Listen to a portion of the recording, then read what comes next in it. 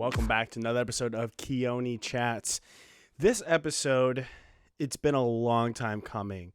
So when the podcast was still fresh of an idea, Ben Collins was one of the first people I wanted to bring onto the show. And I mean, I don't want to talk too much into his journey that went from him originally, not declining the interview to be on the show, but to say, let's hold up until I can have something to talk about. So I'm not gonna dive too deep on that in this intro, but I'm just so happy we finally got the interview done with, and we were able to just have that. Because for me, it's one of those things where like if I know something's coming up and I keep prepping for it, but it keeps getting pushed back, it's gonna annoy me, but it's gonna keep nagging at me. It's gonna keep telling me like, oh, you gotta still talk to Ben. Oh, you gotta talk to Ben. So now, if anything, for this interview, other than that, it was just a fantastic interview. He opened up so much, and he was so honest, and I was just so grateful for that. It was just that it just feels complete. You're like, oh, it's done. Okay, now comes the other part of getting it all put together, and I hope everyone enjoys it. He has so many facets to his life that this interview could have easily gone. It's my episodes. You know, if you kind of been keeping up with the show, thank you, by the way.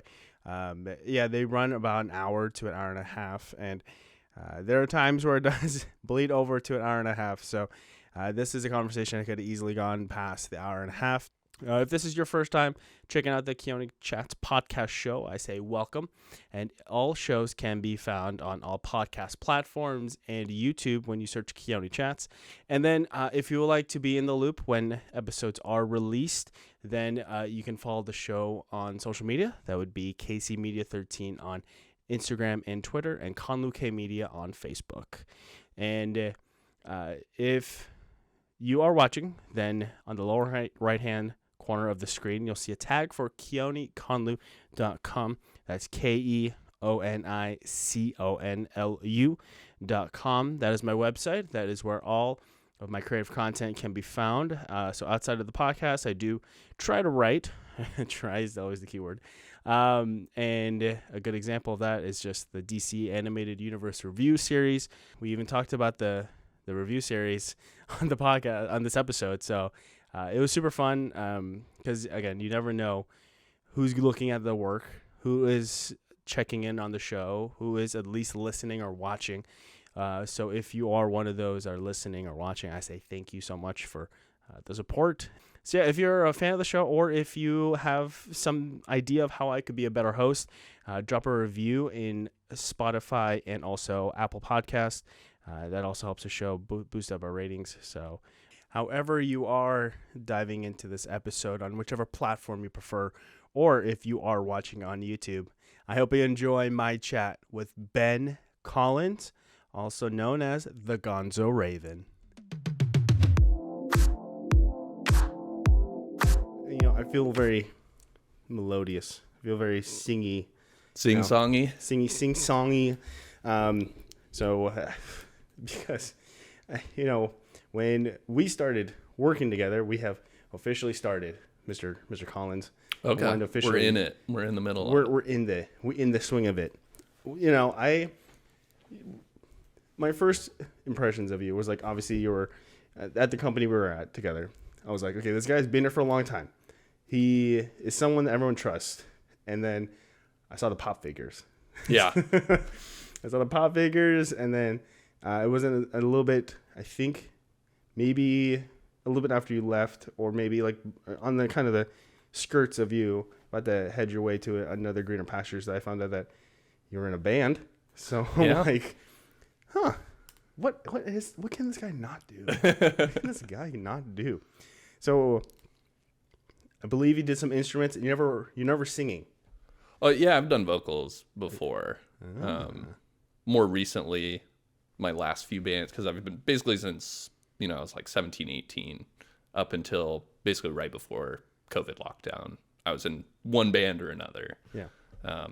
And most of the time I played bass, and then I played guitar in a couple bands, and then when I kind of started writing my own music with a friend of mine, we started South Saturn Delta.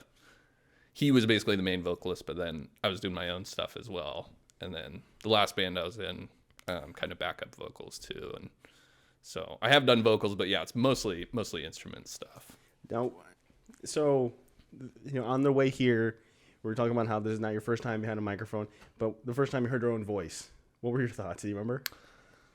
I don't know. I remember as like a kid, because I had like a stereo with a little mic in it that you could record on audio cassettes and stuff. And so I remember just recording and like playing it back, and I was like, who's this person talking? That like sounds nothing like myself in my head. But yeah, it's also the weird thing of how sound itself works, of where you're hearing it in your head and like you're not hearing it go into your ears, you're hearing it come out and bounce back. So like no matter what, unless you record it, you can't really hear your own voice, which is just an odd concept, Yeah. I mean, so working on this show, it's been obviously like fun because I get to, again, at first I was like, oh God, why did I stutter so much? Or why did I take so long to ask that question? But I think once I'm a little more, I guess, in my more recent episodes, I'm like, okay, I watched it all the way through. Obviously, I had to do the editing. What is that? What do I sound like with just audio? And then I just remember thinking, like, this is weird. I can hear my voice, but I don't see my face. What's going on? Who is this guy? Who is this guy? And how is he actually sounding smoother than I thought? Yeah, well, honestly, listening to your show, it was a lot of fun, especially, the first block of episodes you did you just kept getting better each episode until now you're fully in the swing of it. It's still getting better, but everything is a lot more locked in, and you're definitely more confident in it, which shows. It's funny because like some people, they're like, oh, in your early episodes, we could tell that you were going through a hard breakup. That's all you talked about. Like, son of a bitch. You can curse on this. So okay, fuck yeah. Yeah, there we go. We're in it now, buddy.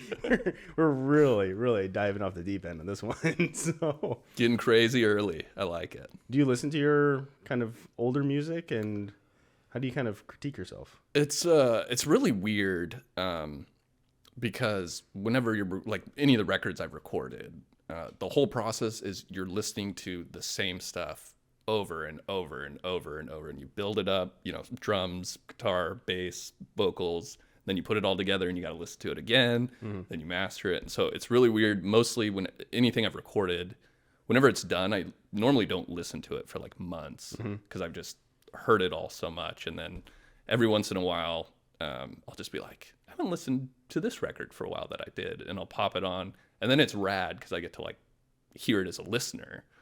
So then it comes back to, instead of like, oh man, I screwed this up, I screwed that up, all of a sudden I'm like, this is pretty good actually. I kind of like this. So it's an odd experience, but I really enjoy going back and listening to stuff I've done because it's kind of like connecting with a past version of myself. Yeah.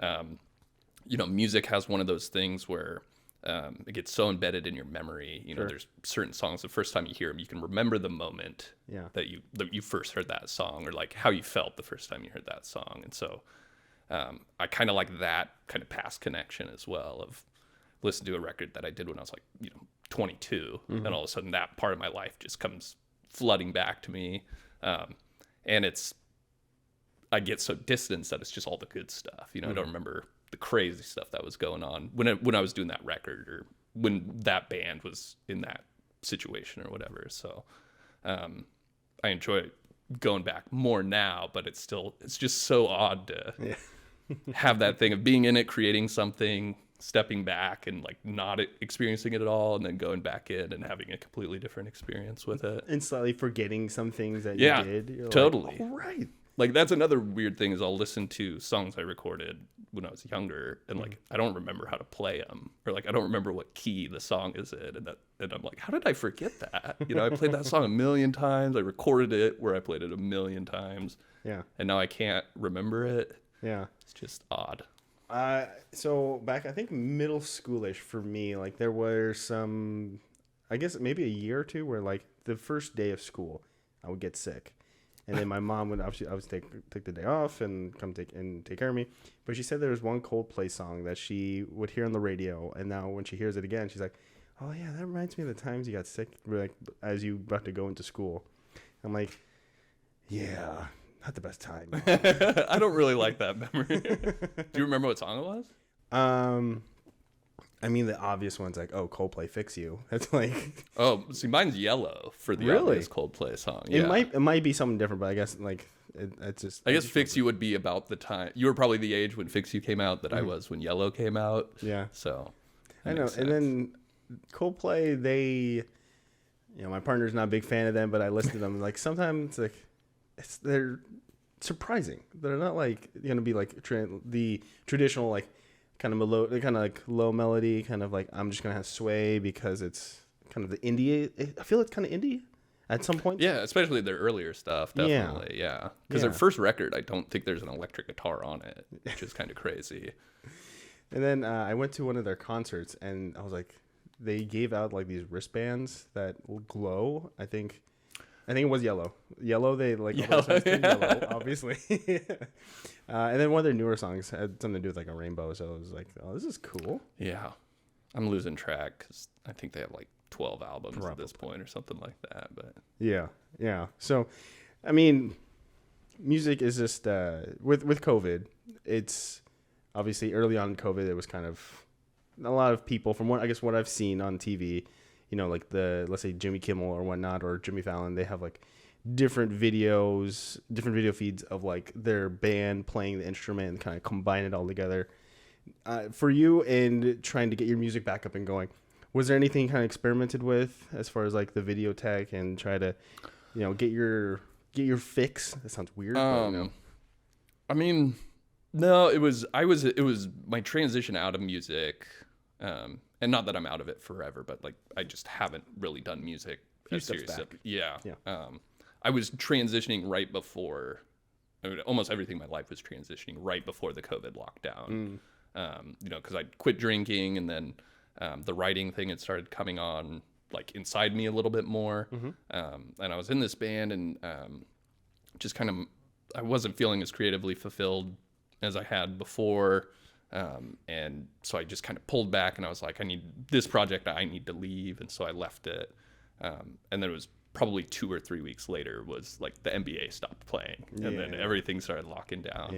And so most of my music stuff is just, if I'm writing or creating, is mostly just my acoustic guitar. So I still have that, and that's kind of been my outlet since lockdown, even though, again, I haven't been back to it as regularly as I had been before. But the band I did leave, they did try to do kind of, like Zoom rehearsals and stuff like that, which it honestly works pretty well with everything except for drums, because drums is like a physical sound that you're capturing.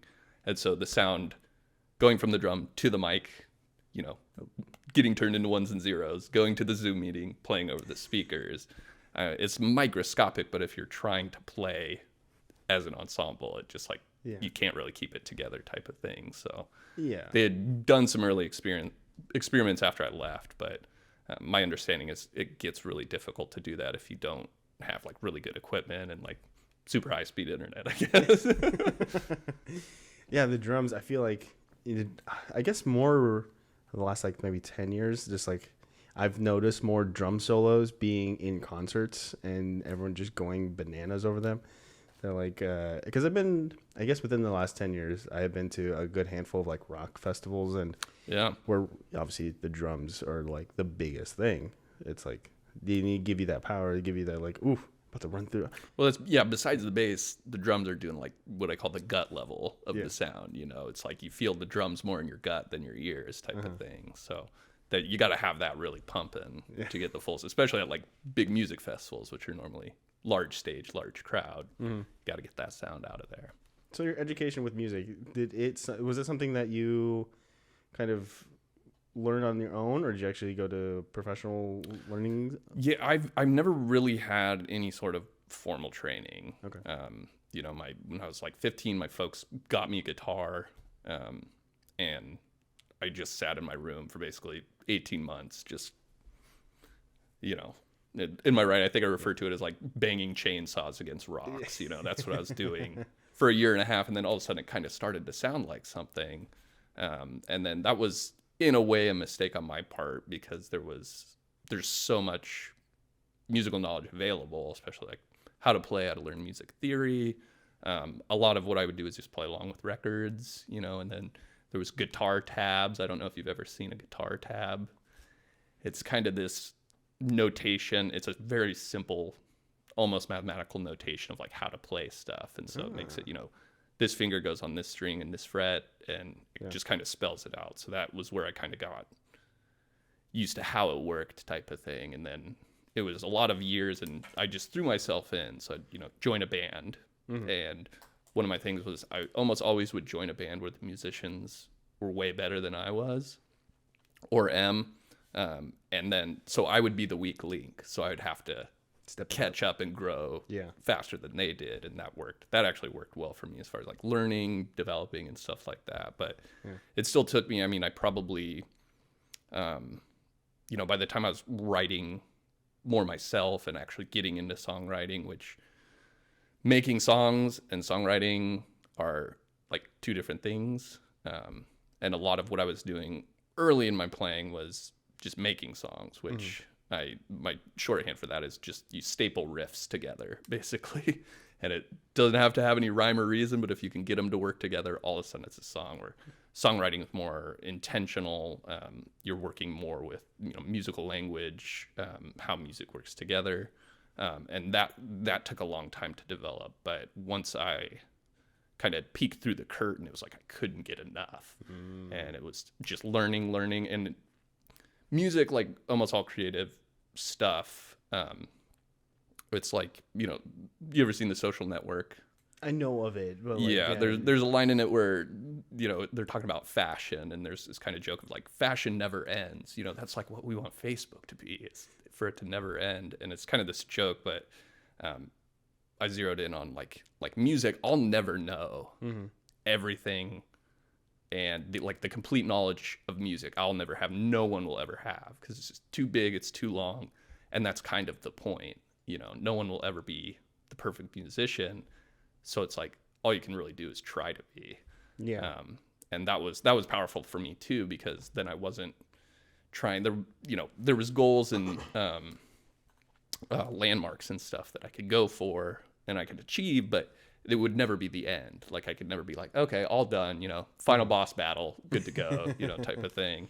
And so that was part of it too, with the songwriting, like getting more into songwriting, was that really opened up to me. It was like, I'll never be able to write every single type of song you can do, but like, might as well try and do as many as I can. And even if it's outside of your comfortability, this is how you get better. And then it's everything becomes a learning experience. Every success, every failure, you learn something new. You learn something bigger. The next time you do it, you'll be better at it. Like all that kind of great stuff. And so that's been my progress. I never formally studied, although as I came to understand more music more, I was able to like formally study it a little bit more, because terminology was more straight ahead. I had different experience of writing music, recording music, playing music live, or like all different experiences. They're all different approaches, and you don't think of that when you think about music. You just think of Coldplay. Coldplay popped out. They just came out of a room one day and they were Coldplay. But they're a great live band, great recording band. Those are two different structures, and it's all like learning how to put it all together, learning how stuff works together, how it works, in different ways, all that kind of jazz. So the more I learned, the better I got at studying it, I'd say. But for the majority, short of, the last 7, 8, 9 years, I was just kind of banging chainsaws against rocks and hoping something came out. And more good came out of it than bad, especially as just like with anything, the more you do it, the better you get at it, type of thing. So And so with the writing, now I'm the only thing, I guess, let me rewind a little bit, because you're saying like how some bands can sound good in studio, but then they don't sound. They need to have that correlation of like, you sound good in the studio, you need to sound just as good live in front of people. For some reason, I was thinking Fergie, because I was like, she was like, she sounds great in the studio, but then as soon as you hear her on stage, you're like, oh God. Yeah, That's what it sounds like. And I mean, and there's a whole other thing with that as well, right? Like, have you ever seen a band more than once or a few different times? Yeah. That's always interesting to me because a lot of the times you'll see them, like there's band Minus the Bear I really like, and I ended up seeing them twice in the span of like, a year, less than a year, something like that. And the first time I saw them, they were just like outside the box, like going crazy. They were high energy, going wild, like it was just fantastic. And then the next time I saw them, they were just kind of like a little lethargic. They didn't seem like they were up for it as much. They seem more tired. Exactly. And then that was when I went back and realized the first time I saw them was like the beginning of the tour. They're from Seattle, and I saw them in Portland, so it was like the second date. But then the next time I saw them, I think I saw them in Eugene, and they had like gone all the way around the U.S. and were like came back up California. So when I saw them in Eugene, it was like the second or third to last date. And so after I realized that, I was like, well, yeah, they were probably just really worn out. But the Fergie example is pretty funny too, because you're like spot on of, Black Eyed Peas, like crazy records or even her solo records. It sounds fantastic. Yeah. But then you see them on like, Regis and Kathy Lee, or I don't even know. Regis and whoever. Yeah, Kelly and Michael, or whoever it is now. Yeah, yeah. And it's tough too, because, rock and roll to me like doesn't start till afternoon. So like, I did a live video performance once, and it was at like 10:30 in the morning. That sounds and weird. So it was just, the whole thing was weird. Yeah. So like I wasn't 100% satisfied with my performance, and partially it was because I was like, I just feel like we did it at the wrong time.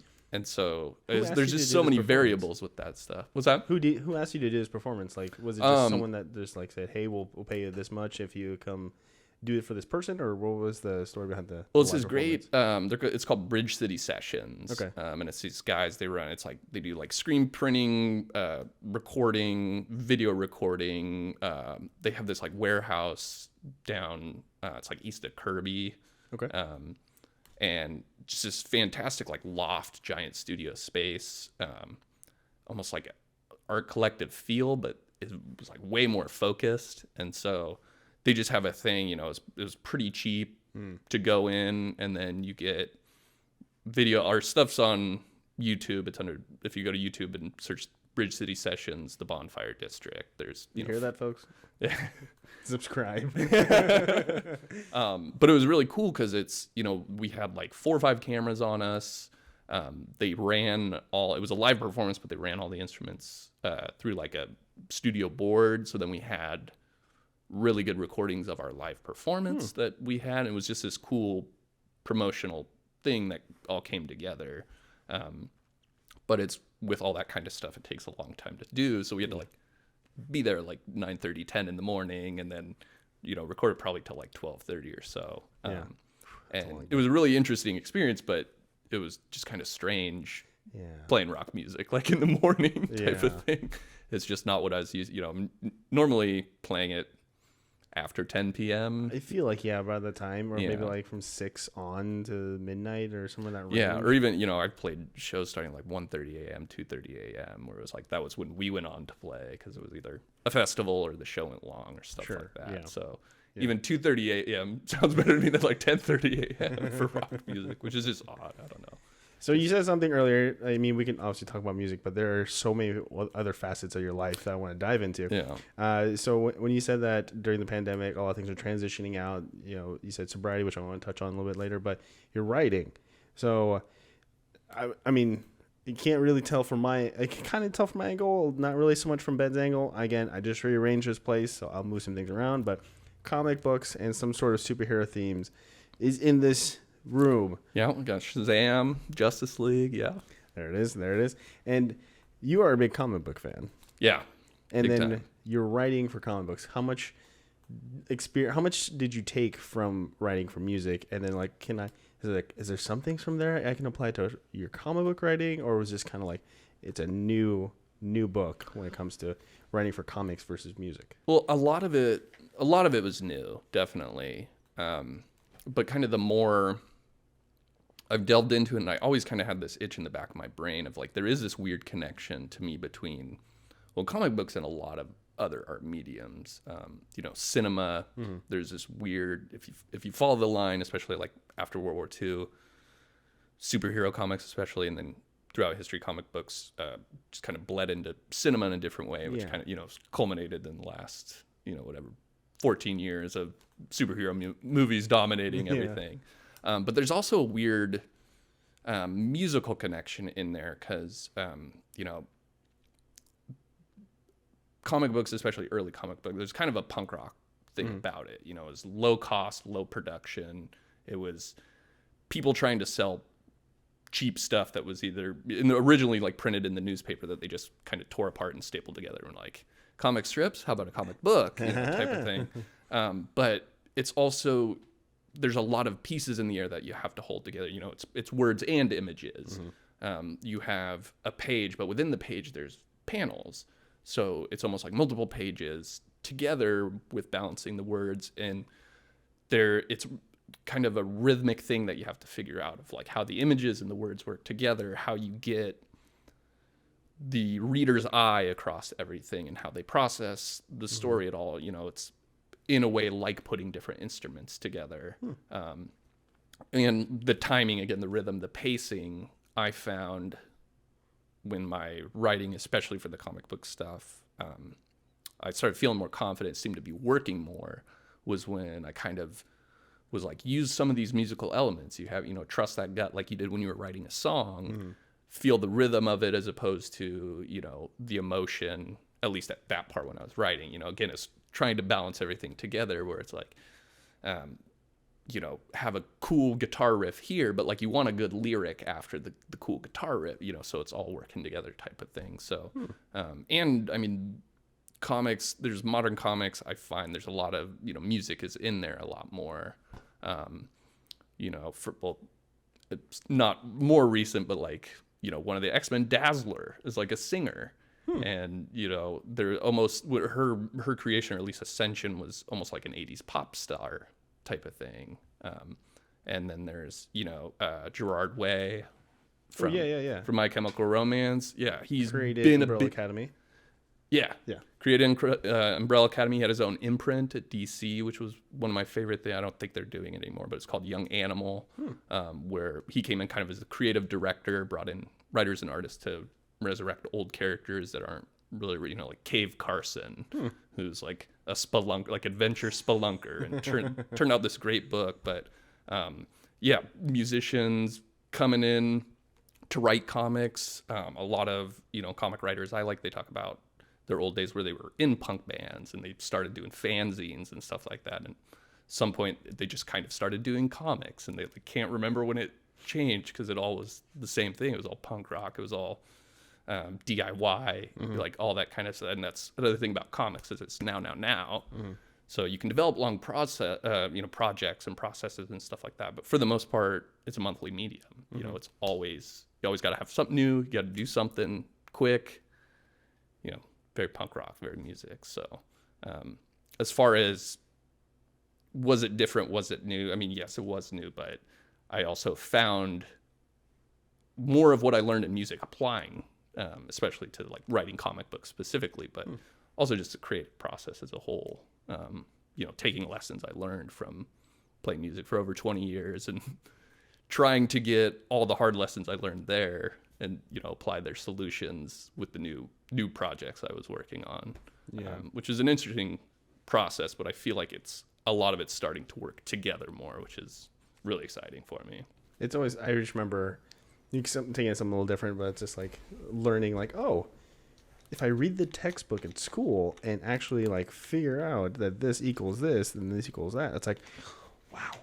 It's like, it's that spark of like, oh, I see how all the wires are connected, all the webs, you get something to plug into A, goes into B, and then equals to C. It's like, what? And it's really weird because it's like you can't see it until you see the whole thing together. Yeah. And it's like, but you have to build the whole thing before you could see it. So it's like, it's almost like working in the dark or something like that until you get it right. Once you do get it right, boom, it's like, oh, I see it all. I see the Matrix. It's all right in front of me.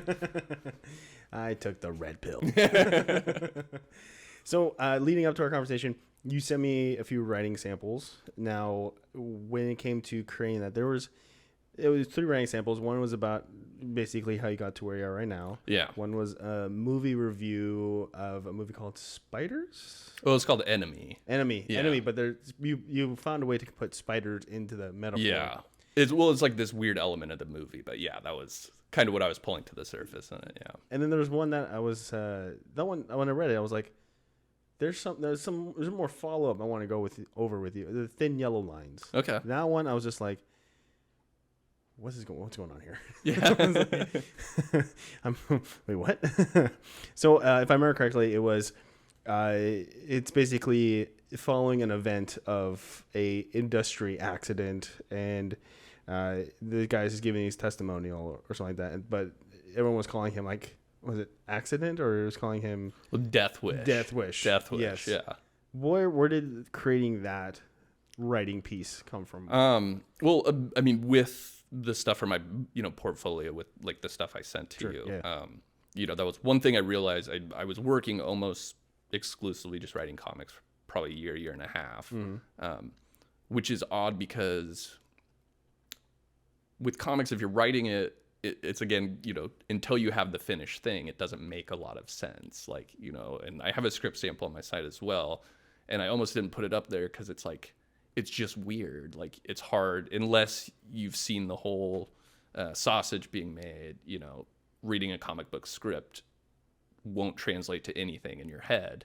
And so, one thing I realized, especially when I decided to create a site to promote my own work, was I need other writing samples. And if I want to work, professionally or freelance as a writer, I need to show that I can do the regular stuff as well. Or not the regular stuff, but just the other elements. You got prose, you got professional writing, which I did for over a decade, in the world of finance. I did scientific writing in college, which is a whole other bag of things. But when I came to this site, a lot of it was just kind of decision making, which was, I knew I wanted some sort of film or television review when I launched the site. I needed that background piece where I was talking more about, kind of the character of the Gonzo Raven, which is part, kind of the basis of the website. And then I wanted just a short flash piece, which is like, 500 to 750 words, get in, get out. Have a little bit of a tease into, and your curiosity is kind of building up because you're like, what the heck happened? Why is this? Yeah, and see if I could tell a whole story in just like a short amount of words and things like that. And so the genesis of that story it's actually a story that happened to my dad, which there's a funny thing was when I turned 21, going back to the alcohol thing, it was like all of a sudden I became a different person to like everyone that ever knew me. It was like all of a sudden I was an adult once I turned 21, because then it was like, hey, we could go have some beers and talk. And like I went to this barbecue with my folks, and it was like an overnight thing. And shortly after I turned 21, and they just we all of a sudden had this thing. It's like, okay, so you're 21 now. Let's tell each other stories that we never would have told each other before. Oh. And so like, it was just weird. I talked about how I had, ridden to Eugene and back in the trunk of a car once, and they didn't really like that very much. And like, my mom was telling me about, a party where the cops came one time, and like her and her friends hid in the attic, classic stuff. And then my dad tells me the story. He had worked at John Deere for several years, I don't know, 2-3 years maybe. Okay. When my folks still lived out in Illinois. And, my dad was this like really measured guy. I always kind of describe him as a cross between like Hank Hill and Tom Petty. Like, it's kind of low and slow. He grew up on a farm. Yeah. So, he came from a pretty conservative world, but he was always like really open-minded. He was super knowledgeable. Yeah. He was an engineer for years. So like he was great draftsman, all this crazy stuff. But he always had this thing where he never moved fast, if that makes any sense. Like there was never like quick, my dad never like quick. Never sense of urgency or. Yeah. But in a way it was like, like it was this focus thing. Like he always had this thing. It's like, unless family members are in trouble or money's on the ground, there's no need to run. you could get there at your own pace. We're Type gonna of put that thing. on a shirt. Yeah. And so his, we had this let's tell a story we've never told each other thing. And he starts telling me about when he was working at John Deere and he was on the assembly line. And this guy just had his goat. He never really could figure it out. This guy just like hated him. And this other guy was a forklift driver. So my dad's working on the line, on the assembly line. And, back it was in the 70s. So they would just smoke by the assembly line. And so he had a smoke going and he was doing his thing and he turns, grab his cigarette, and the forklift just slams into the line, like right where my dad was just working seconds earlier. And this guy tried to take him out, which is like the craziest thing.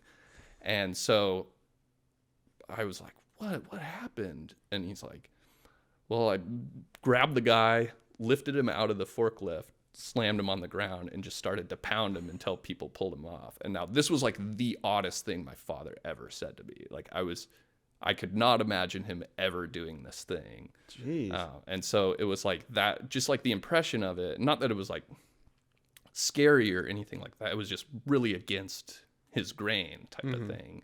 And that really stuck with me, of how he in an instant had to go completely against himself, almost in like a survival instinct. And then like, I never heard about it for like the first 20 years of my life. And so it was just this odd, like, new bit of information. And I started to think more of how, like, I would react to that. And that's, like, kind of what the story is, of where you're kind of this one thing. And, like, the joke in the story is they call him Death, which was, like, Charles Bronson. He was a rough and tumble, old school, like, action movie star. And so the joke is, like, he's, like, the softest guy in the world. And then all of a sudden he, like, almost, they have to pull him off this guy before he does too much damage. And, like, the effects of that on you personally, and then like everyone would see you different, right? So they're all like, whoa, who's this guy? Like all of a sudden the joke almost becomes like, like, well, watch out for, Death Wish, haha, he's the gentlest guy in the world. Till all of a sudden it's like, well, watch out for Death Wish type of thing. And just kind of that, I just wanted to see if I could do that in a few hundred words, like capture that feeling of uncertainty, like being uncertain about yourself, your situation, and it all just happening in an instant type of thing. So that was kind of like the genesis and what that whole thing's about. Keoni Chats is proudly sponsored by Adelsheim Vineyards. Adelsheim is a winery based out of the Pacific Northwest since 1971.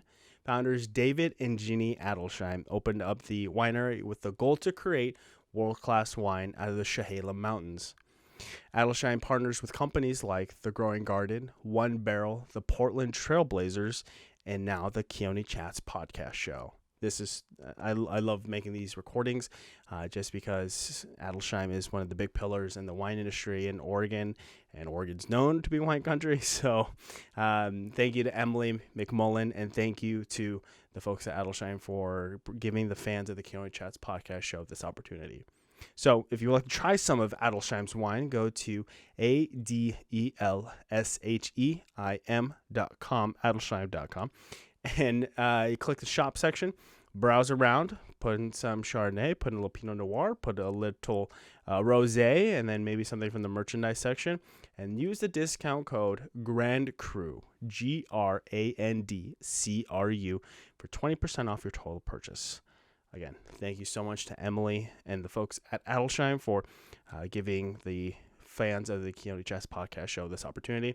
You must be 21 years and over to purchase any alcohol from Adelsheim, but you can still use a discount code for merchandise. So please, by all means, use it. And everyone, please enjoy responsibly. Yeah, because when I read it, I was very much like digesting it all. It did leave a lot of questions because I'm like, okay, what happened before? What's going to happen afterwards? And I mean, growing up, that's something like, you and I have dealt with in terms of like, we have a way that we found that we like to live by as a kid. And then next thing you know, we like progress through life and like, oh, you know what? I kind of like this other thing more. And then next thing you know, it's like, oh, my identity's changed because I'm doing this now. But then it's like, I'm actually liking this too. It's like, it's not just about, that one drastic change of perspective. It can be like, I saw it as more like comparing it to like the little bit of change you go through as life. It's like, yeah, well, and that's you're absolutely right. But it's like those little changes, I feel like, I mean, the majority of them is almost you look back and you go, oh, whoa, I really changed like 5 years ago. I didn't realize it until right now. And then there's those instantaneous changes, you know, where you just, you know, your life's not going to be the same ever again. And in that moment, it's really crazy. But then years later, you just kind of go like, oh, yeah, that had a bigger effect than I thought. Or maybe like it didn't have as big of effect as I thought at the time. And it's, just that complication of being alive, experiencing things. You mentioned the identity thing, which I find really interesting because that was another thing that kind of pulled me into the writing specifically, is how we construct these stories about ourselves. And part of that is our memory. That's how we keep our memory. You know, we have to have this story of what happened to us in order to keep it straight, just to remember it. And how what really happened can change, but it also adds up. It starts, you know, we construct this story of our identity, and then all of a sudden it changes. You know, there was like, for a year I was a skater, right? So like that whole year it was like, I skate, you know, I'm a skater. 2 years later, you know, I'm trying to play baseball or something like that. It's completely different.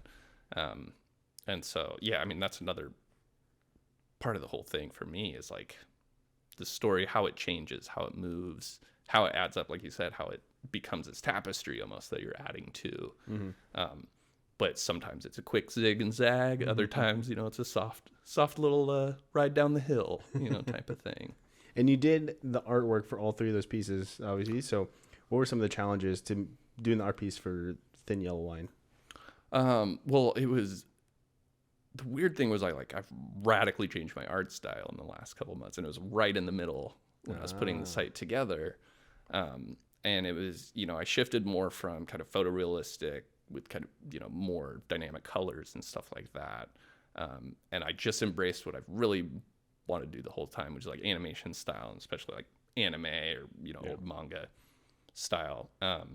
Which you're getting into with your website. Right. And so that was kind of, I tried to figure out a way to bridge that gap. But I'd say the overall, for even outside of that, the big thing is time. Is how I can write something pretty quickly. You know, I can write 1,000 words, 1,500 words in an hour. But like, if I want to draw something, you know, the sketch itself might take a couple hours, then I'm inking it, which is another couple hours of color. And if I don't have a clear view or idea what the finished thing is, and that's part of the fun, is like experimenting and stuff like that, but that it just takes a long time.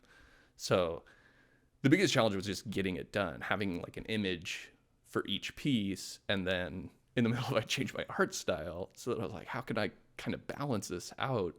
And that was with like the preview images, you know, those are a bit more graphic, a bit more kind of animation style. And then the images themselves are a bit more, you know, on the photorealistic side type of thing. So those were like probably the biggest challenges. Probably time being the most operative one. You have no idea, man. It's just like, just trying to, you know, again, before I'm still, at the time it's recording, I'm still in a little bit of a break. So it's just trying to manage doing a little bit of this episode while also being able to make sure I'm enjoying life, and also being like, oh, I also have a partner that I want to do things with. So it's like, if only there was like, I just need like 2 more hours. Give me like 2 more hours. Can we do the 26-hour day? You know, when can we do that? I mean, who do I have to pay? And then the art piece that you did for your review of Enemy, that one was so many elements going on there. Yeah, so many elements going on. And there was a quote that I pulled from that writing piece that I was just like, whoa.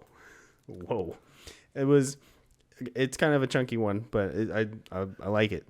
So it's following other expensive storylines, the viewer can explore sexuality and motherhood through juxtaposition of the patriarchal representations of the Madonna and whore. The film is so well crafted, in fact, that if you look for it, there's a spider people alien invasion movie happening in the background. Yeah. The word construction alone, I'm just like, Dude. There's a lot going on there. There's a lot going on there. As you were, because this was another pillar of something you were trying to get going with your, writer identity. Yeah. How did you feel when it came to breaking down this film in particular? How did you feel like going through that process? Because I've tried doing that with like my DC animated universe review series. It's like I would do a year and there's like 4 films that released that year, and that's like I don't want to like it would be like 40 pages. Yeah, it's like you're just dedicated to one film.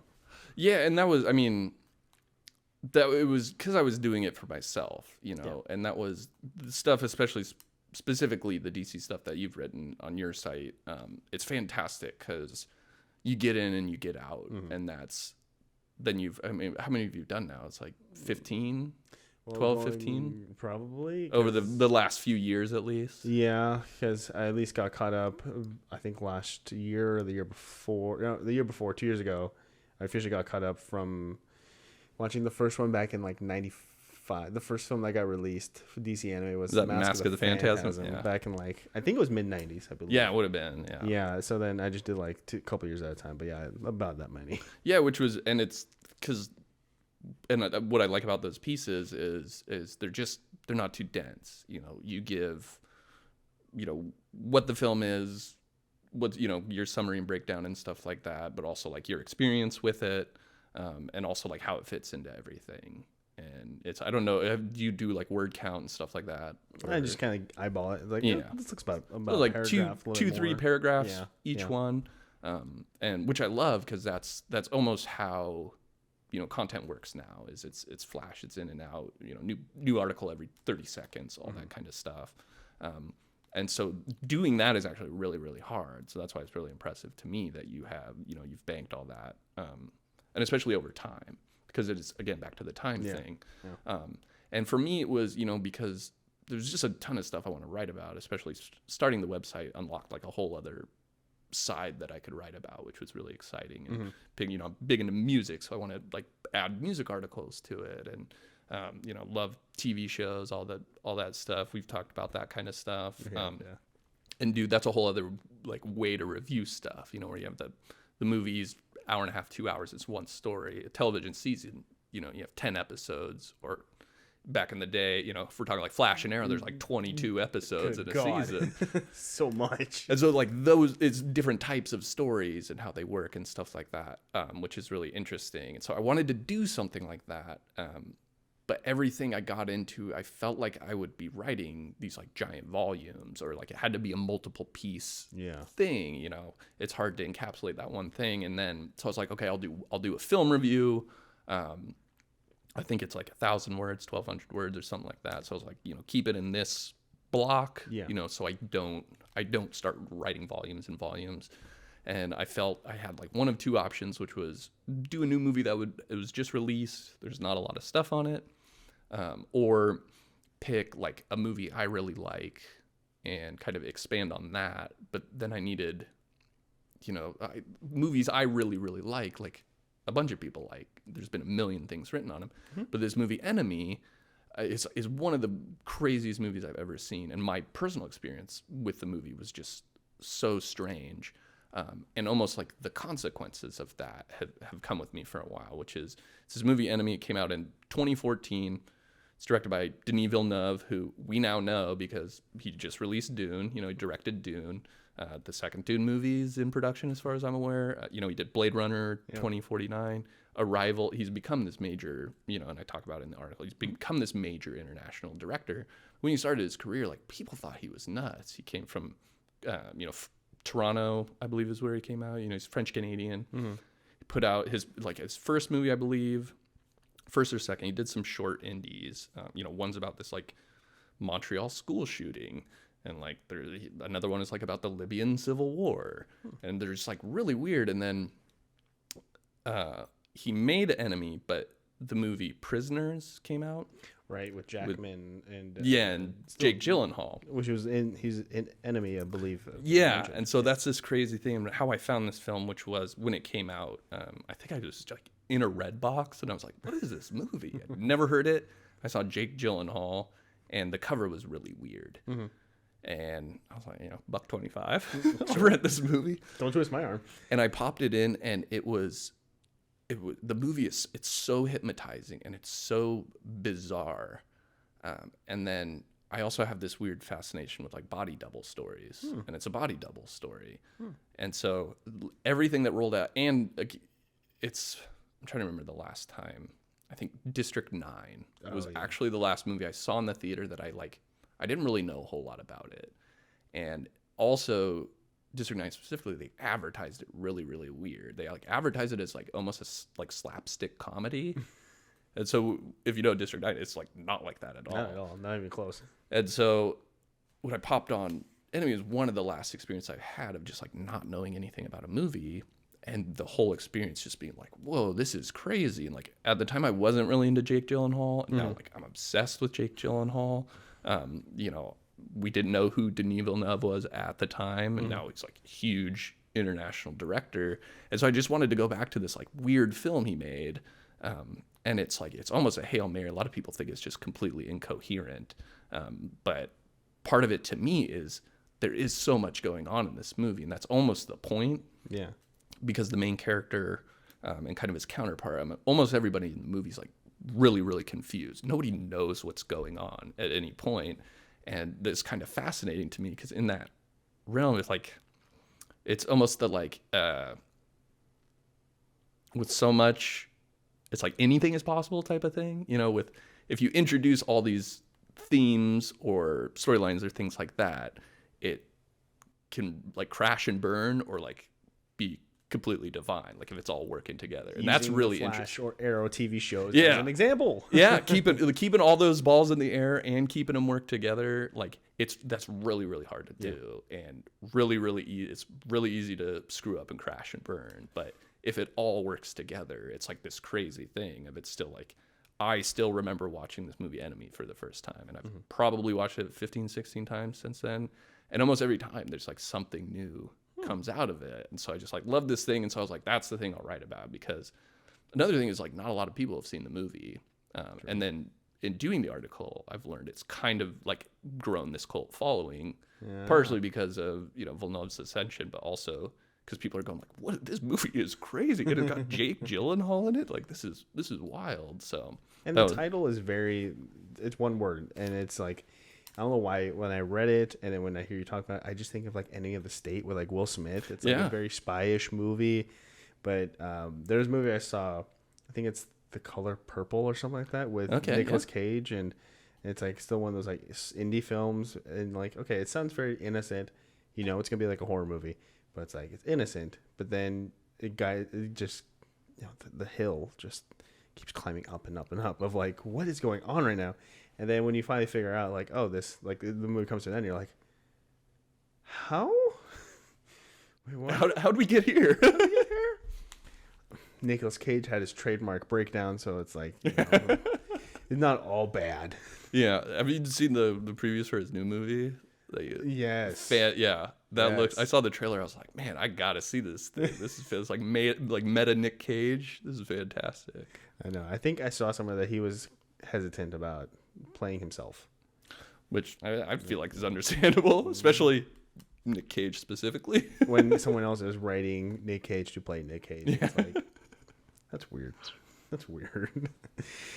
So you did say, because I mean, when the website's, at the time of recording, website's public now. Yeah, we're live. It launched it on my 37th birthday. Hey, there it is, the big 37. And then when it comes to, I don't, for some reason, I'm thinking like these kinds of movie reviews, there are communities all across the board. Now, have you thought about how you want to like market, or how do you want to like, spread the word out about your website? Yeah, I mean, it's become part of the process. Yeah. I mean, that was another thing with launching the site, was like, I'm like, oh, I'm a writer now, and then I'm like, oh, I'm back to illustrating, so I'm an illustrator. And it's like, it's cool to say that stuff, but there's an element to, I mean, I hate to say it, like, we live in the content age. You got to have content. What are we doing right now? Yeah, exactly. But I mean, it's part of the game, but there's a way to engage in it on your own terms. And so that's kind of what it became. It was like, I want to finish stuff. I want to do stuff. And my website specifically is a place I can do that where like no one could tell me what to do or like how to do it or what to do it. And it's kind of a double-edged sword because at one end I have like complete freedom to do whatever I want. But at the other end, it's like, I got to figure out all that extra stuff of how to do it. You know, I've never built a website, never put together like curated content for anything like that. And so like doing that has got me to this point where now I'm having to factor in. It's like, well, I want to get eyeballs on this stuff. How do I do? I need the launch would be cool because I just have a lot of friends and stuff and people that knew I was doing this stuff. And now it's like, how do I get it to strangers?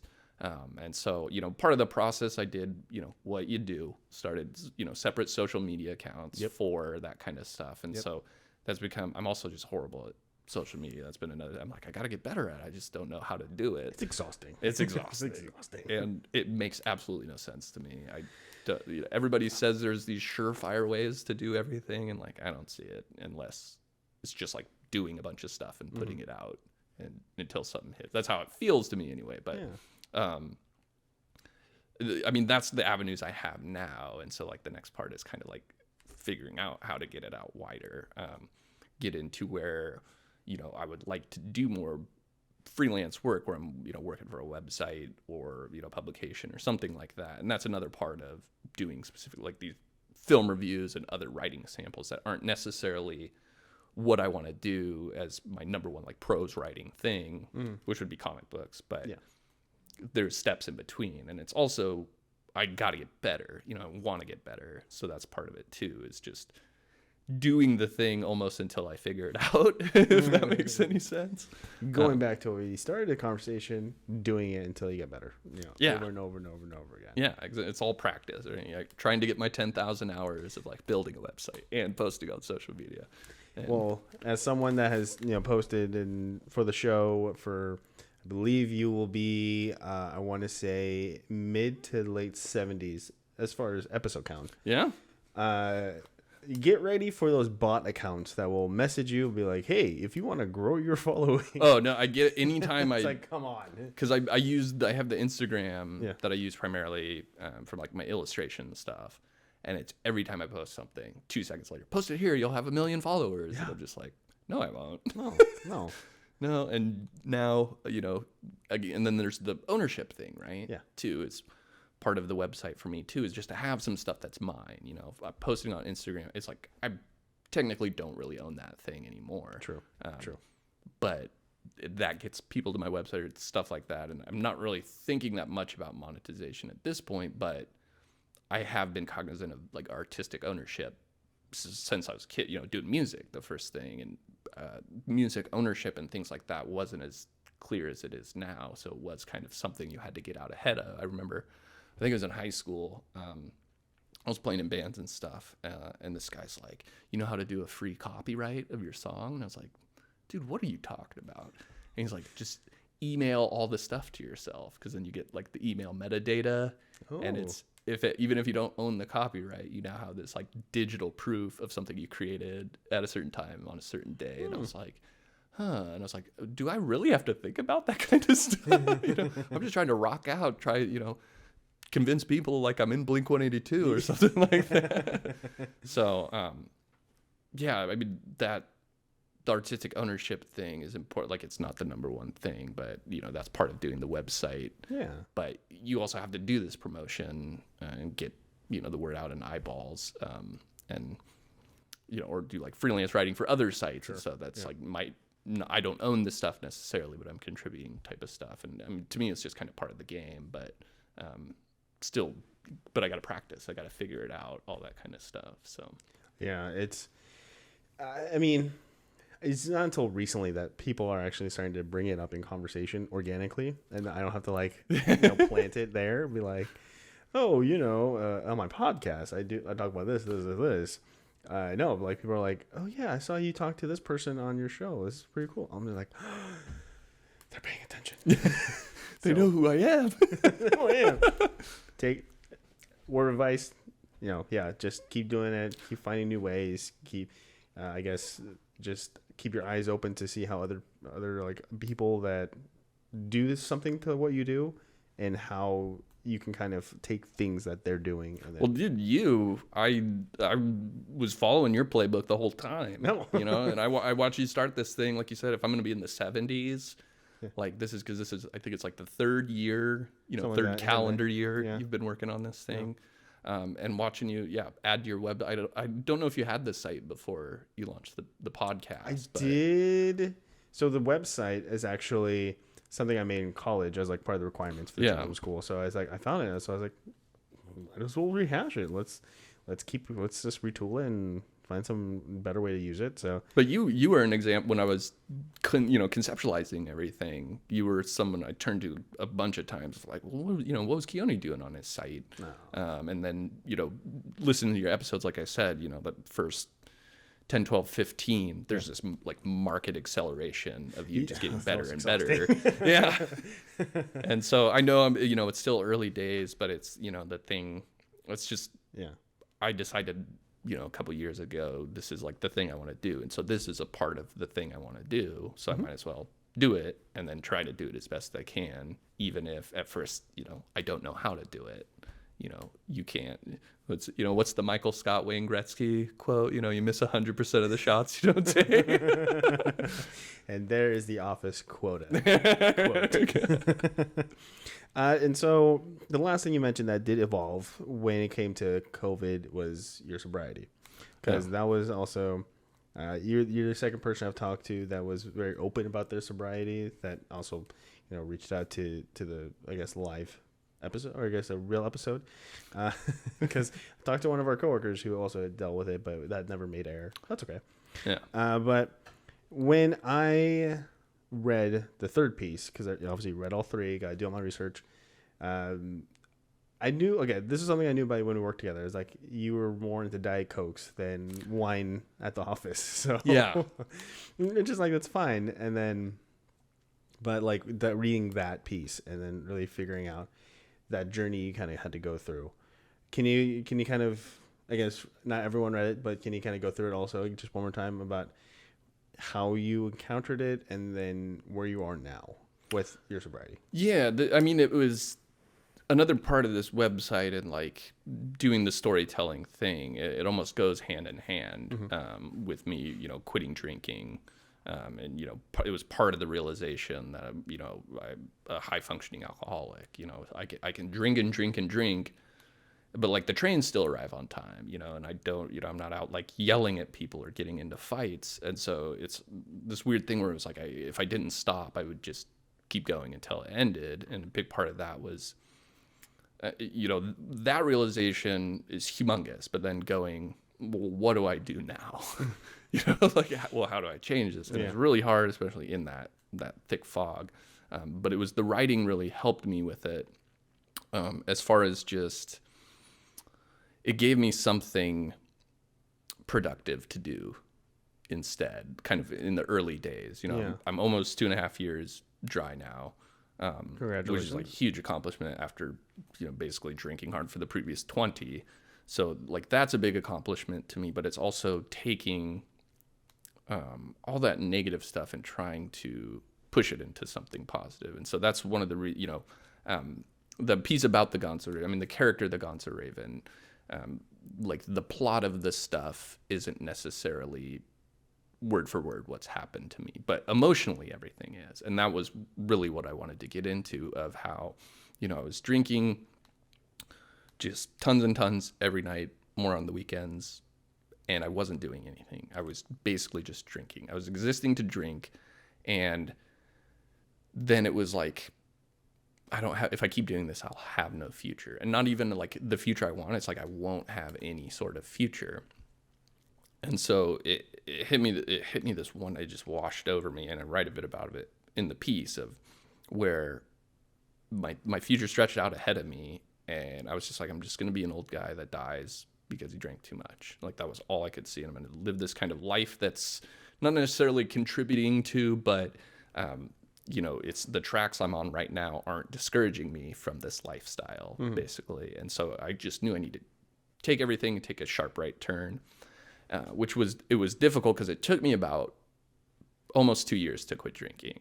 You know, it was at first I scaled down, but then like a friend of mine passed away, so then it ramped back up, and then it was I knew I had to set a date. It's almost like the website thing in a really, really weird way. But it was January 1st, 2020. I was like, I'm never going to drink again after that day. And so I went out with a friend for New Year's. We had a great time, and that was the last drink I ever had. And then, you know, almost 3 months later, I'm locked in my apartment by myself for the next year and a half type of thing. And so it was like it was, I mean, emotionally a huge challenge, physically a pretty big challenge too. But it was, then all this stuff came together, basically. It was like my sobriety. I was just generally unhappy with my life. I had just left music behind, which was my big creative outlet that was everything to me for so many years. And I was just kind of like, again, you know, what now? Yeah. What's the next step? And all I could think, I just had to go. I just had to like start running. If I trip, I'll trip, but I gotta move. Otherwise I'll stop. And so, you know, I mean, the first year was really tough because I had been drinking so long, I didn't realize that my alcoholism was just like masking chronic, intense anxiety. So when I wasn't drinking, floodgates were open. And so, you know, panic attacks, I was waking up fight or flight instinct every morning. At one point I ended up in the hospital because I had such a massive panic attack that I was in the middle of the street and I like couldn't breathe. Oh, wow. And so, you know, ambulance came and that was also a few months after COVID started. So I'm like panicking, short breath, and like, so the ambulance people are like, is it COVID? Is it COVID? And I was like, I don't think so. But got through that. And then the next big step with that is I can't do this alone. Sure. Yeah. Like I had been, you know, sober for months, but I wasn't addressing how I had, you know, gotten to the drinking in the first place, or the damage, you know, still untangling the damage that the drinking had done. And so started therapy.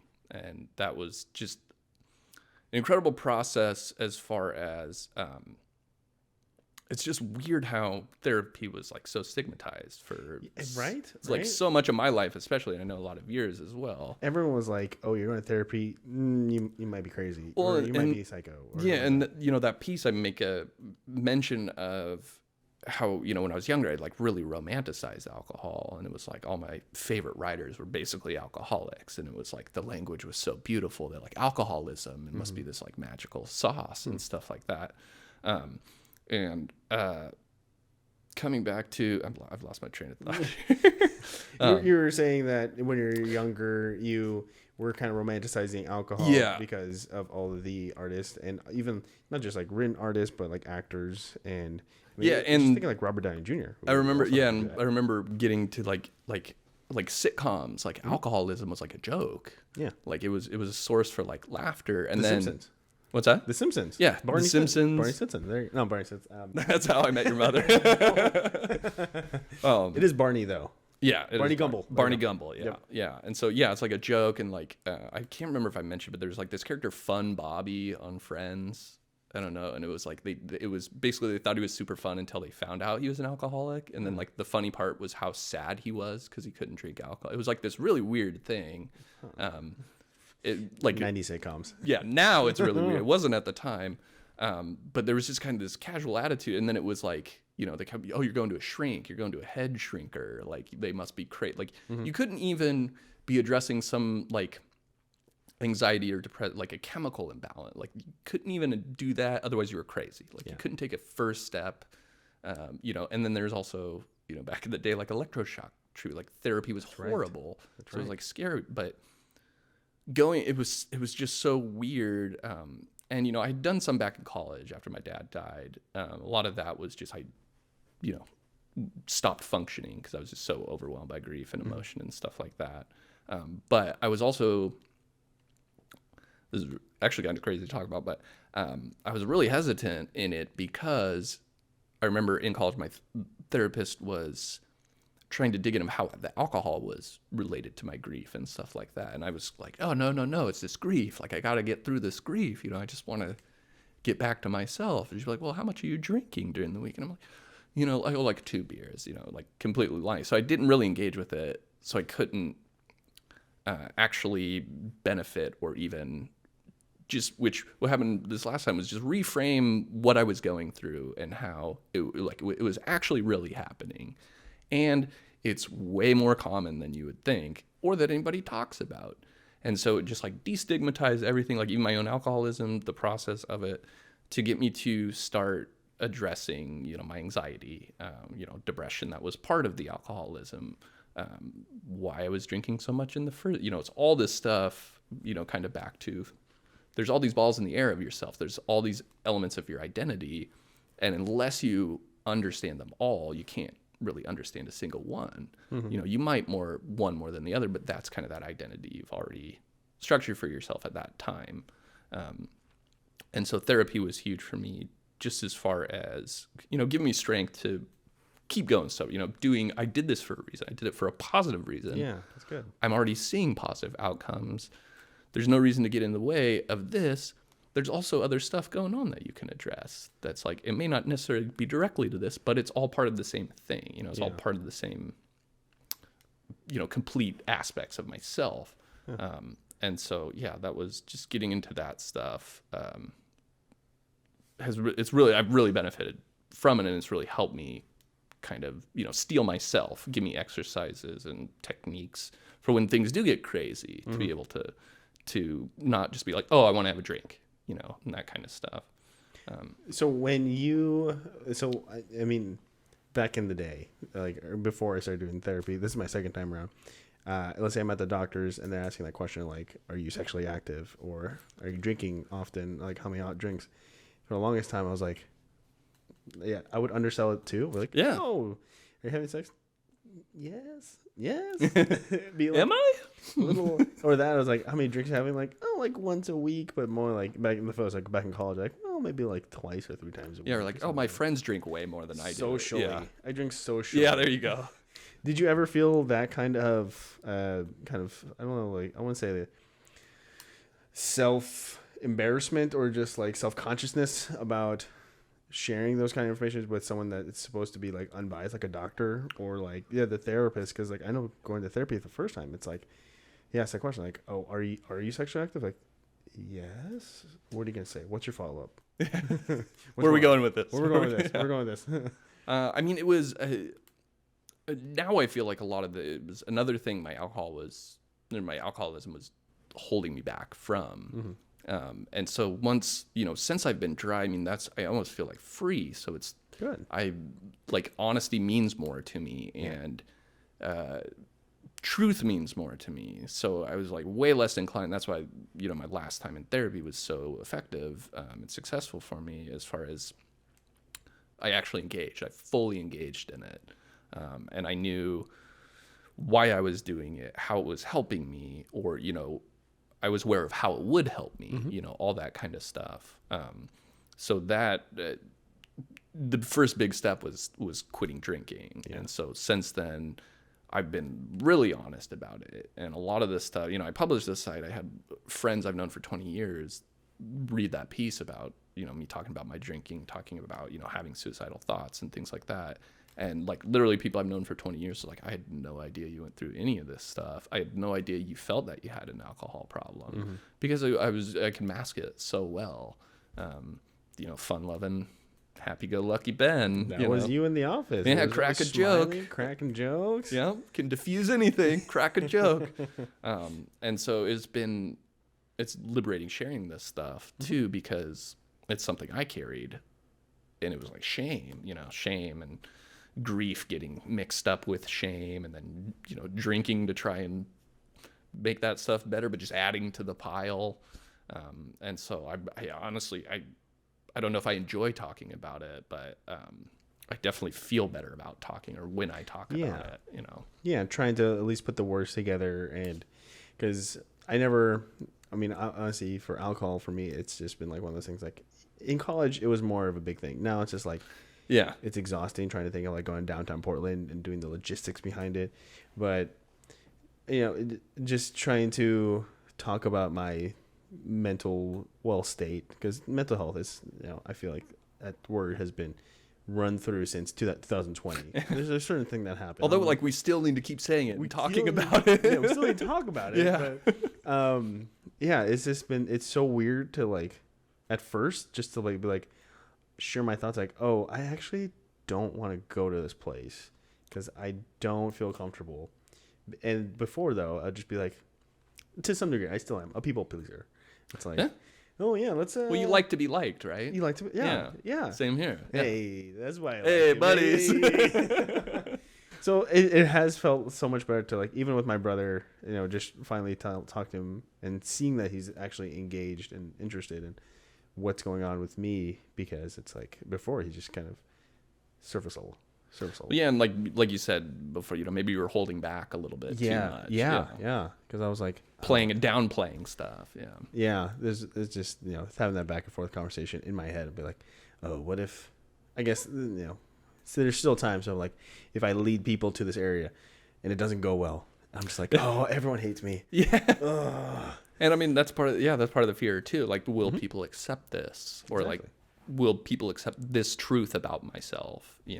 And even if it's not super radical, but it's like it'll change how they see me, or I've just finally confronted this idea about myself. Like, are they ready to? But then at that point, it's kind of like, who cares? Like, I need to confront this stuff, and if they don't want to, that tells you a lot about it. Like you said, like, your brother engaged. I'm sure that's brought you guys closer and just learned more about each other, even being brothers all these years. Parts of yourself that you weren't sharing, and now you're sharing a lot more, which is awesome. And then as far as, at the time of this recording, we now have another thing in common. We both lost our fathers. You're grieving. How has that progressed in, I guess, these last, like, couple of years since you have to go shut yourself down because of COVID, but I guess open yourself up again, because look at that, we're in person in the interview. How has your grieving been to this point right now? I mean, the first, it's been 14 years since my dad passed. I was just shy of my 23rd birthday. So it's been with me for a really long time. I'll say probably the first, like, 10 years or so was really, really tough. My answer right after my dad died was like, okay, I'm going to study.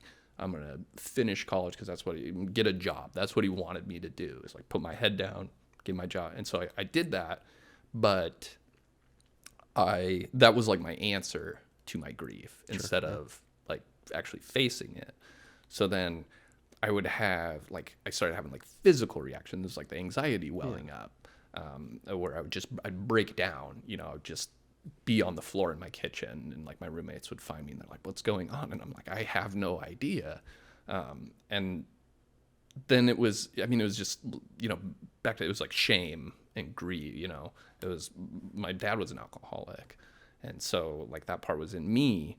And also, at the time, it's like, that's a shameful thing, to be an alcoholic and, like, die from your alcoholism, which I don't have that shame anymore, because a lot of people's follow-up would be like, I mean, obviously they're joking, but it's like, oh, he obviously couldn't handle his liquor. Yeah, exactly. Like, no. And it's like, no, it was like, there was so much more going on that, like, and now I'll never know about it, because he's gone. But then it became, I mean, it's kind of the practice thing. It's a weird thing, but when you have pain for so long, you get practiced at holding it, right? True. And that's, unless you're engaging with your grief or your pain or your shame, it's just going to sit on your back. And so coming back to not necessarily, like, figuring out kind of how it happened to my dad, but sorting out how it wouldn't happen to me. And also, when my dad died, there was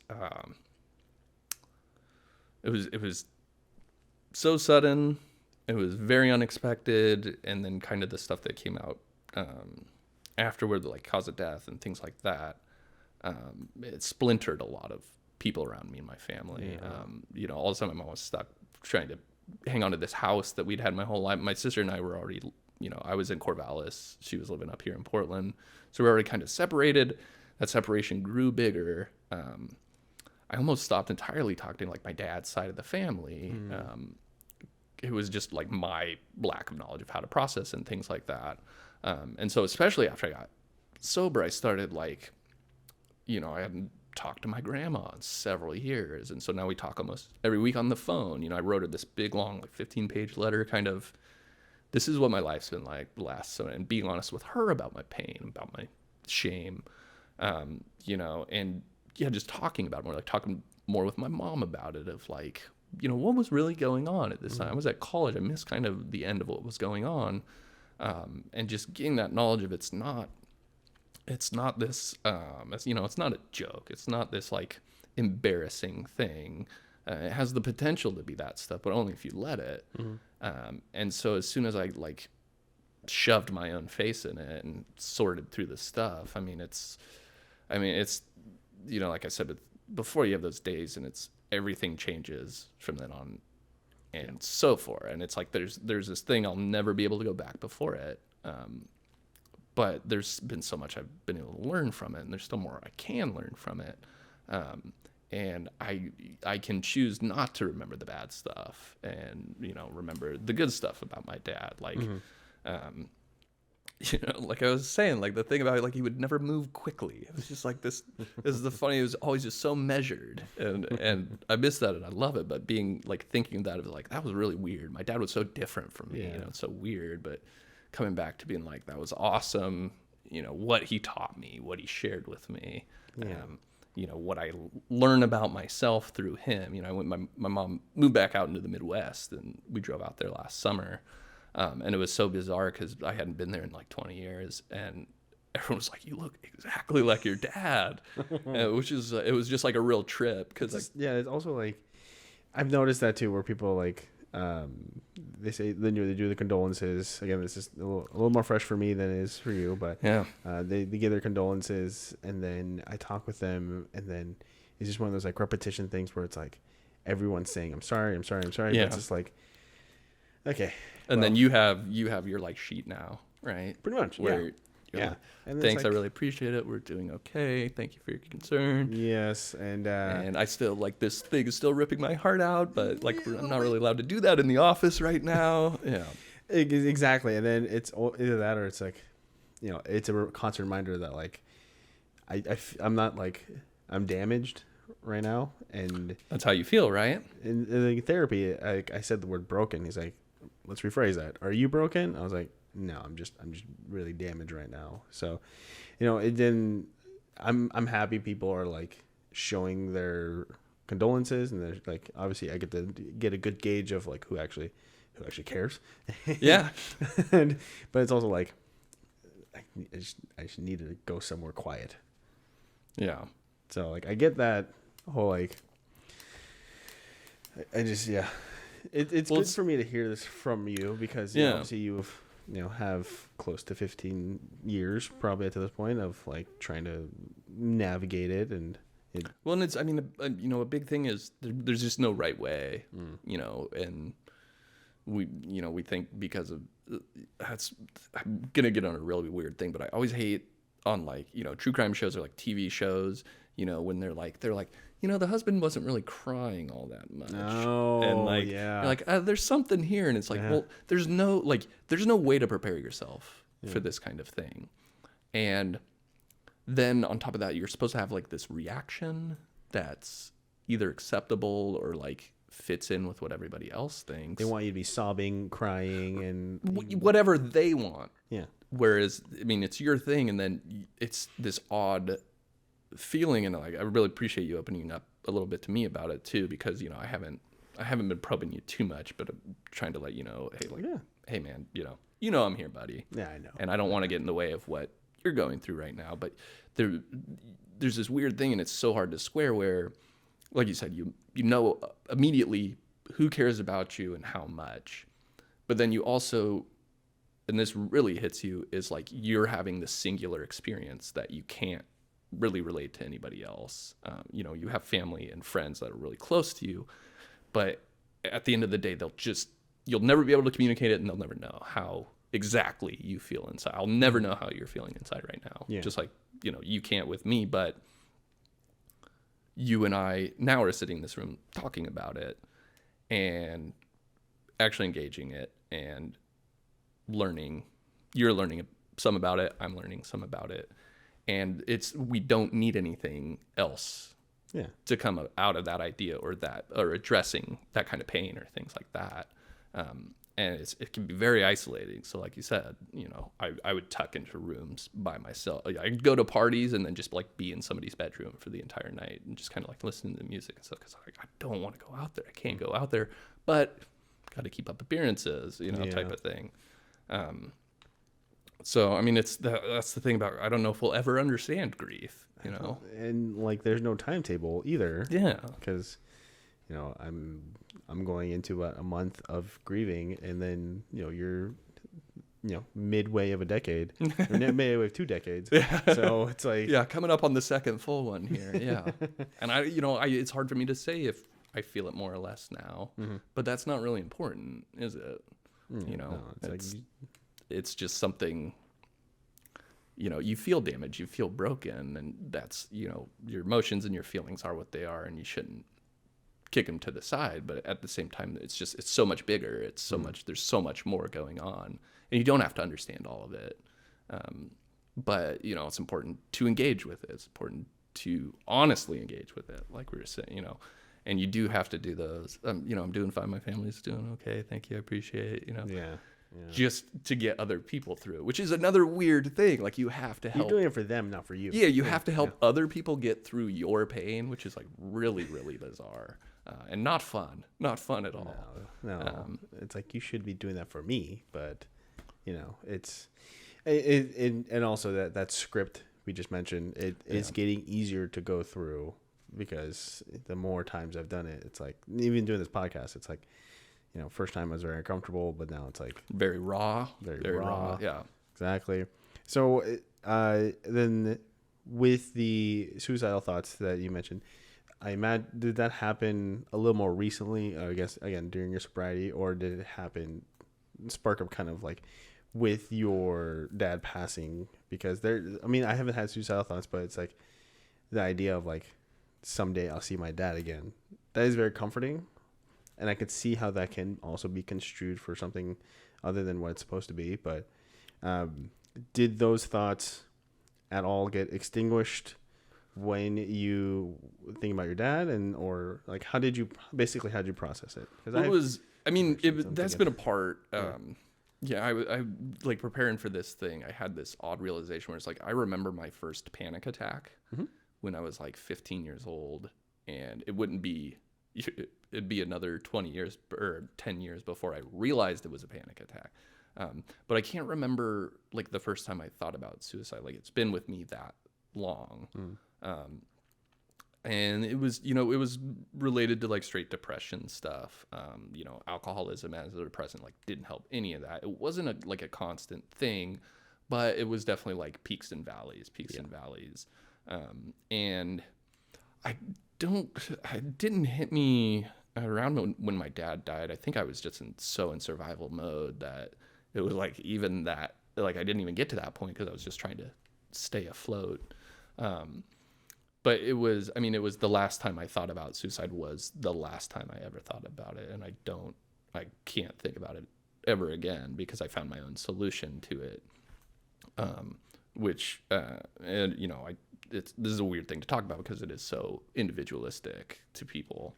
And that's fine, man. As far as like suicidal ideation, you'll find someone that can, maybe had that same thoughts, but then they maybe have some sliver of what you say speaks to them. And that would be my hope as well, right? But it was this, and I write about it some in the piece of where it was, I was at the end of my rope as far as drinking, I was at the end of my rope as far as life. And I just had this bleak future I saw for myself out ahead. And then it was, I was like, okay, well then I'm done. It's over then. And how are we going to do this? And then all of a sudden it's like my mom's face pops in my head. My sister's face pops in my head. Like my really good friend, people I've loved throughout my life popped in my head. And all I could think about was how much it would hurt them. Yeah. And that was more painful than everything else. that it would be, you know, I would be gone, but all of my pain would still be around, and everyone else would have to deal with it. And so that was, you know, that was my solution, and that continues to be my solution, because I have people, you know, in my life, like my man Keoni. Hey man, need you one piece. Yeah. And so I mean, it was really, really. I mean, this is and I have weird memory stuff too since I've gotten sober, because I drank so much for so long that it's kind of big mush in my head. I can like access stuff, but like it's like when the file date is, or like the file name, like it's, you know, hard to discern. So it's still for me, this like the suicidal ideations and things like that are still this big ball that I haven't completely sorted out, other than I know it's cut off from the rest of the systems type of thing, which is good, and allowed me to again address like how I got there, like why has this been a constant thing in my life? You know, or maybe not constant, but a regular thing in my life. And what does that mean? What did it mean then? And, you know, as you brought up, you know, how did my father's death affect that? There was before, you know, that stuff was there before my dad's death. I don't know if it ramped up until a few years after, or, you know, kind of ramped back up until a few years after. But it wasn't about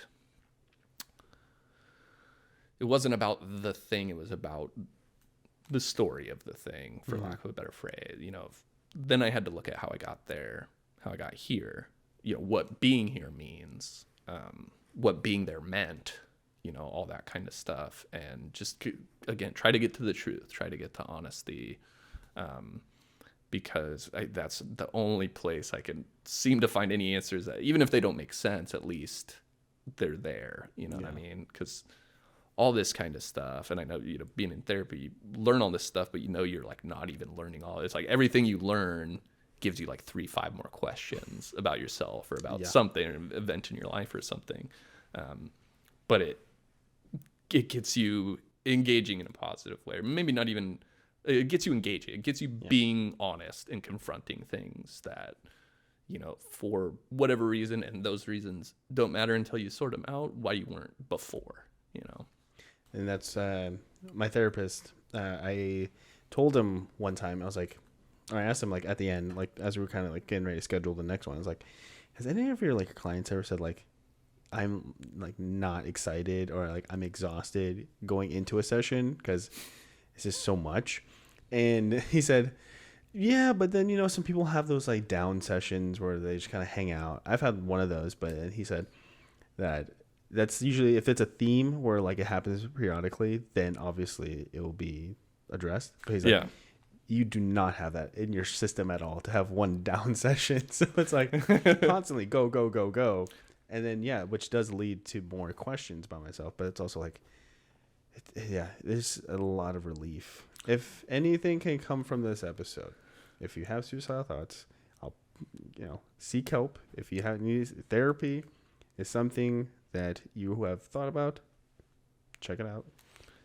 Yeah, and just try to engage with it instead of I mean, I don't want to tell people it will work for them, but like you said, you know, there's things there's positive approaches you can't take. Well, Ben, I can honestly talk to you for forever.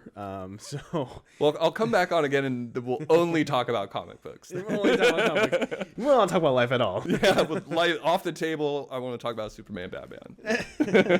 So usually I ask 2 questions from this packet of 100. I'm excited. I loved 60. Alex's episode. He like didn't like it at first. He did not like it. So that's my usual route. But for you, I got a special 2-question request from someone that we used to work with. Oh, all right. Call in. We got to call in. not call in, more like a write in. Okay. So the first question: who was the original drummer in the band that would eventually become Steely Dan? I want to say it's someone weird. It's like, I'll give you a hint. He became an actor. It's he. So he became an actor. He was on his TV show, but then he got booted off the show